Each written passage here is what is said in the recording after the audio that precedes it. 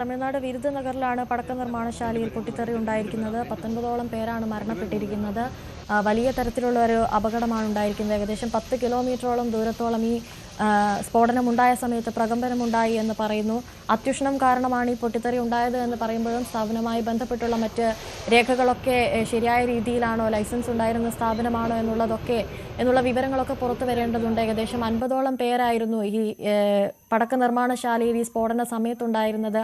അവരെയൊക്കെ രക്ഷിക്കാനുള്ള രക്ഷാപ്രവർത്തനം ഇപ്പോൾ പുരോഗമിച്ചുകൊണ്ടിരിക്കുകയാണ്. സജയൻ, ഏതെങ്കിലും അധികൃതർ ഈ വിഷയത്തിൽ ഇപ്പോൾ പ്രതികരിച്ചിട്ടുണ്ടോ? അതായത് മന്ത്രിമാരും മുഖ്യമന്ത്രിയും ഒക്കെ തന്നെ തിരഞ്ഞെടുപ്പിന്റെ ചൂടിലാണ് തീവ്ര തിരഞ്ഞെടുപ്പ് പ്രചരണത്തിൽ ഏർപ്പെട്ടിരിക്കുന്നതിനാൽ ഇതുവരെയും ഇത് ഇങ്ങോട്ടുള്ള ശ്രദ്ധ കേന്ദ്രീകരിച്ചിട്ടില്ല. എന്നാലും മുഖ്യമന്ത്രി അനുശോചനം രേഖപ്പെടുത്തിയിട്ടുണ്ട്. മരിച്ചവരുടെ കുടുംബങ്ങൾക്ക് മന്ത്രിമാർ അല്പസമയത്തിനുള്ളിൽ പരിസര പ്രദേശങ്ങളിലുള്ള, അതായത് മതിലെ പോലുള്ള തരത്തിലുള്ള സംസ്ഥാന മന്ത്രിമാർ ഉടൻ തന്നെ സംഭവ സ്ഥലത്തെത്തി ഇതിനെക്കുറിച്ച് അന്വേഷണം നടത്തുമെന്നാണ് അറിയുന്നത്. ഉദ്യോഗസ്ഥർക്ക് വേണ്ട നിർദ്ദേശം നൽകിയിട്ടുണ്ട്. ആശുപത്രികളിൽ വേണ്ടത്ര ചികിത്സ നൽകാനുള്ള നിർദ്ദേശങ്ങളും മന്ത്രിമാരുടെ സർക്കാരിന്റെ ഭാഗത്ത് തുടരുന്നുണ്ട്. ഇപ്പോൾ അപകട സ്ഥലത്ത് നിന്നും ആംബുലൻസ് വരാൻ പലരെയും ആശുപത്രിയിലേക്ക് കൊണ്ടുപോകുന്ന ദൃശ്യങ്ങളും നമുക്ക് കാണാൻ സാധിക്കുന്നുണ്ട്. എന്തായാലും ഇതിനെക്കുറിച്ചുള്ള കൂടുതൽ വിവരങ്ങൾ അല്പസമയത്തിനകം കുറച്ചായി നമുക്ക് ലഭ്യമാകും. സജൻ, അതുപോലെ തന്നെ മരണസംഖ്യ ഇനിയും ഉയർന്നേക്കുമെന്ന് പറയുമ്പോൾ 50ഓളം പേര് ബിൽഡിങ്ങിൽ കുടുങ്ങിക്കിടക്കുന്ന ഒരു സാഹചര്യം ഉണ്ടായി ഈ സ്ഫോടന സമയത്ത്. അപ്പോൾ അത്രയും ഗുരുതരാവസ്ഥയിലുള്ള ആളുകളെ അടക്കം ആശുപത്രിയിലേക്ക് കൊണ്ടുപോകുന്ന ഒരു സാഹചര്യമൊക്കെ ഉണ്ടായിട്ടുണ്ടാവും. എന്താണിപ്പോൾ നിലവിലെ സാഹചര്യം? ആളുകളുടെ ആരോഗ്യസ്ഥിതിയെ പറ്റി എന്തെങ്കിലും തരത്തിലുള്ള വിവരങ്ങൾ ലഭിക്കുന്നുണ്ടോ?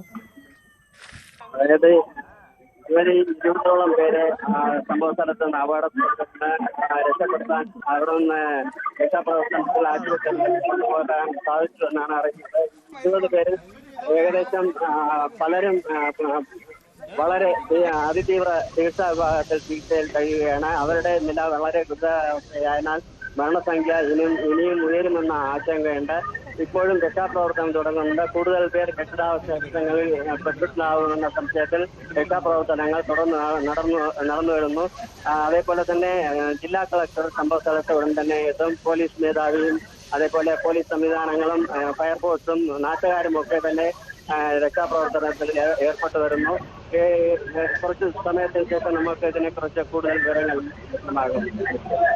സജീൻ, ഇത് ആരുടെ ഉടമസ്ഥതയിൽ ഉണ്ടായിരുന്ന പടക്ക നിർമ്മാണശാലയാണ് എന്നതിൽ എന്തെങ്കിലും വിവരങ്ങൾ ലഭിക്കുന്നുണ്ടോ ഇപ്പോൾ? അനുശ്രീ, ഗോവിന്ദനല്ലൂർ മുൻ പഞ്ചായത്ത് പ്രസിഡന്റിന്റെ മുത്തുമാണിക്യം എന്ന ആളിന്റെ പടക്ക നിർമ്മാണശാലയാണ് എന്നാണ് നമുക്ക് ലഭിച്ചിരിക്കുന്ന വിവരം. അദ്ദേഹത്തെ പൂർണ്ണമായി ഇതിന്റെ സുരക്ഷാ മാനദണ്ഡങ്ങൾ പാലിച്ചിട്ടുണ്ടോ, ലൈസൻസ് കൈവശം വെച്ചിട്ടുണ്ടോ എന്നുള്ള വിവരങ്ങളൊന്നും നമുക്ക് ലഭ്യമായിട്ടില്ല. ഗോവിന്ദനല്ലൂർ മുൻ പഞ്ചായത്ത് പ്രസിഡന്റ് മുത്തുമാണിക്യം എന്ന ആളുടെ ആവശ്യപ്രദമായ സ്ഥാപനം എന്നാണ് നമുക്ക് അറിയാൻ കഴിയുന്നത്. അതിന്റെ ലൈസൻസ് വിവരങ്ങൾ, ലൈസൻസ് മാനദണ്ഡങ്ങൾ പാലിച്ചിട്ടുണ്ടോ എന്നുള്ള വിവരങ്ങളൊന്നും ഇതുവരെയും ലഭിച്ചിട്ടില്ല. അന്വേഷണത്തിന് ശേഷം ഇതിനെക്കുറിച്ചുള്ള കൂടുതൽ വിവരങ്ങൾ നമുക്ക് ലഭ്യമാകും.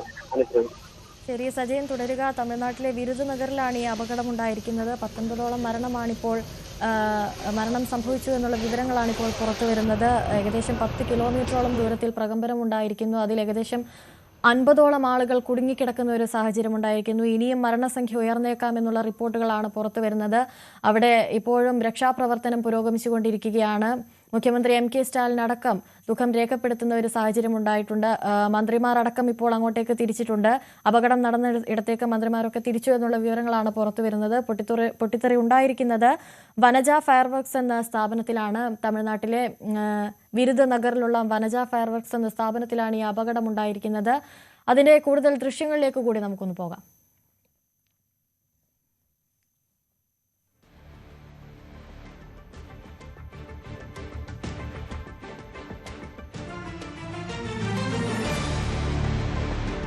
പരിക്കേറ്റവരെ ആശുപത്രിയിലേക്ക് എത്തിക്കുന്ന ദൃശ്യങ്ങളാണ് നമ്മളിപ്പോൾ കണ്ടുകൊണ്ടിരിക്കുന്നത്. അതോടൊപ്പം തന്നെ അപകടം നടന്ന ഇടത്തെ ദൃശ്യങ്ങൾ കൂടി കാണാൻ സാധിക്കുന്നുണ്ട്. വലിയ തരത്തിലുള്ള അപകടമാണ് ഉണ്ടായിരിക്കുന്നത്. ഏകദേശം 10 കിലോമീറ്ററോളം ദൂരത്തിൽ ഇതിന്റെ പ്രകമ്പനം ഉണ്ടായി എന്ന് പറയുമ്പോൾ സംഭവിച്ചിരിക്കുന്ന സ്ഫോടനം അത്ര നിസ്സാരം അല്ല എന്ന് തന്നെ മനസ്സിലാക്കേണ്ടിയിരിക്കുന്നു. നിരവധി പേർക്ക് അപകടം സംഭവിച്ചിരിക്കുന്നു. നിരവധി പേർ ഗുരുതരാവസ്ഥയിലാണ് എന്നുള്ള റിപ്പോർട്ടുകൾ പുറത്തുവരുന്നു. രക്ഷാപ്രവർത്തനം ഇപ്പോഴും അവിടെ പുരോഗമിച്ചുകൊണ്ടിരിക്കുകയാണ്.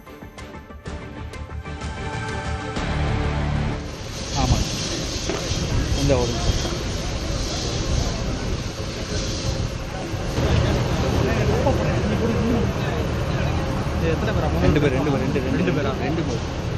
பேர் மூணு பேர்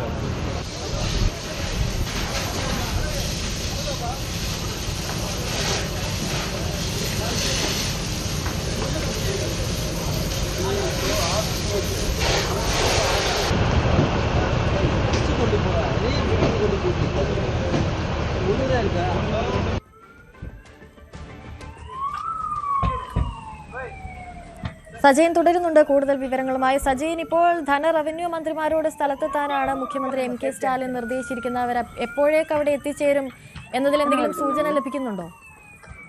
അനുശ്രീ, ഇപ്പോൾ മരണസംഖ്യ വളരെ ഉത്കണ്ഠപ്പെടുത്തുന്ന കാര്യത്തിലേക്കാണ് കാര്യങ്ങൾ നീങ്ങുന്നത്. മരണസംഖ്യ 22 ഉയർന്നിരിക്കുകയാണ്. ആശുപത്രിയിൽ കൊണ്ടുപോകുന്ന വഴിയിൽ കൂടുതൽ പേർ മരിക്കുകയുണ്ടായി എന്നാണ് വിവരം ലഭ്യമായിരിക്കുന്നത്. ഇപ്പോൾ 19 നിന്ന് 22 മരണസംഖ്യ ഉയർന്നു എന്ന വളരെ വിഷമകരമായ ഒരു വിവരമാണ് ലഭിക്കുന്നത്. ഉദ്യോഗസ്ഥരും റവന്യൂ ഡിപ്പാർട്ട്മെന്റ് അതേപോലെ സർക്കാർ സംവിധാനങ്ങളൊക്കെ തന്നെ പരിസരത്ത് എത്താൻ മുഖ്യമന്ത്രിയുടെ നിർദ്ദേശമുണ്ട്. ഉടൻ തന്നെ എല്ലാ വിഭാഗക്കാരും, അതായത് സർക്കാർ തലത്തിലുള്ള എല്ലാ സംവിധാനങ്ങളും സംഭവ സ്ഥലത്ത് എത്തുമെന്നാണ് അറിയാൻ കഴിയുന്നത്. ഇപ്പോൾ മരണസംഖ്യ 22 ഉയർന്നിരിക്കുന്നു.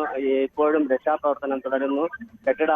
അവശിഷ്ടങ്ങൾക്കിടയിൽ കൂടുതൽ പേർ പെട്ടിട്ടുണ്ടോ എന്ന സംശയമുണ്ട്. അവരെ കണ്ടെത്താനുള്ള ശ്രമത്തിലാണ് ഉദ്യോഗസ്ഥരും ഫയർഫോഴ്സും പോലീസും നാട്ടുകാരും ഒക്കെ. അതിന്റെ തീവ്ര ശ്രമത്തിലാണ്. ഏതൊക്കെ അതായത് അതിന്റെ അറ്റൻഡൻസ് രജിസ്റ്റർ ഇതുവരെയും കൈവശം കിട്ടിയിട്ടില്ല.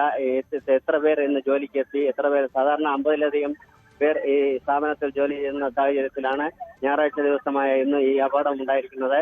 ഇന്ന് സ്ത്രീകൾ, സാധാരണ ഇതുപോലുള്ള സ്ഥാപനങ്ങൾ ജോലി ചെയ്യുന്ന സ്ത്രീകൾ അവധി ദിവസങ്ങൾ കുട്ടികളെ കൂടെ കൂട്ടാറുണ്ട്. അത്തരത്തിൽ ഏതെങ്കിലും കുട്ടികളെ കൂടെ ഇവിടേക്ക് കൊണ്ടുവന്നിട്ടുണ്ടോ എന്ന് സംശയമുണ്ട്. അത് കൂടുതൽ വിവരങ്ങൾ നമുക്ക് ലഭ്യമായിട്ടില്ല. ഇപ്പോൾ രക്ഷാപ്രവർത്തനം തുടരുകയാണ് അനുശ്രീ. സജൻ, അതുപോലെ തന്നെ ഈ സുരക്ഷാ മാനദണ്ഡങ്ങൾ ഈ പടക്ക നിർമ്മാണശാല പാലിച്ചിരുന്നില്ല എന്നുള്ള വിവരങ്ങളൊക്കെ ഇപ്പോൾ പുറത്തു വരുന്നുണ്ട്. അതായത് ഇതിന്റെ ഉടമസ്ഥൻ ഗോവിന്ദൻ അല്ലൂർ മുൻ പഞ്ചായത്ത് പ്രസിഡന്റ് മുത്തു മാണിക്യം എന്ന ആളുടെ കമ്പനിയാണ് എന്ന് അറിയാൻ സാധിച്ചിട്ടുണ്ട്. അദ്ദേഹവുമായി ബന്ധപ്പെട്ട അദ്ദേഹത്തെ ചോദ്യം ചെയ്തു വരുന്നതായാണ് അറിയുന്നത്.